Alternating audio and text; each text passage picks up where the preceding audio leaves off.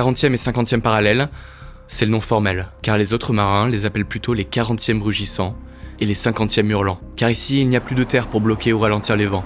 Mais en arrivant dans les mers du Sud, le plus dur arrive. Jusqu'ici, rien n'a vraiment été facile, mais on était en territoire connu. On pouvait croiser des hélicoptères, des avions, des cargos, ou même quelques bateaux de pêche. À partir d'ici, il n'y aura plus personne. Seulement quelques terres donc, mais inhabitées. Et des albatros. Ouais, beaucoup d'albatros. Dans le Grand Sud, le bruit du vent sonne différemment, beaucoup plus violemment. Le froid colle à la peau et les vagues deviennent hautes comme des montagnes. On entre un peu dans le monde des ténèbres. Celui que nos héros préférés doivent traverser pour réaliser leur quête. Un monde où la mort est palpable, et où il est clair que nous ne sommes pas les bienvenus.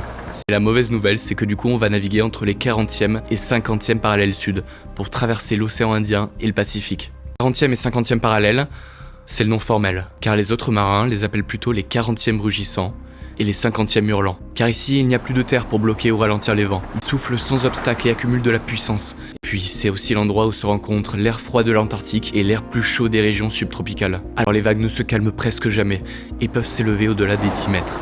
Les 40e rugissants, c'est au final une sorte d'entraînement pour les 50e hurlants, où tout est décuplé, et où en plus la proximité avec l'Antarctique et ses chutes d'iceberg peut créer des déferlantes. Ces vagues qui cassent au large et peuvent ressembler à des mini raz-de-marée.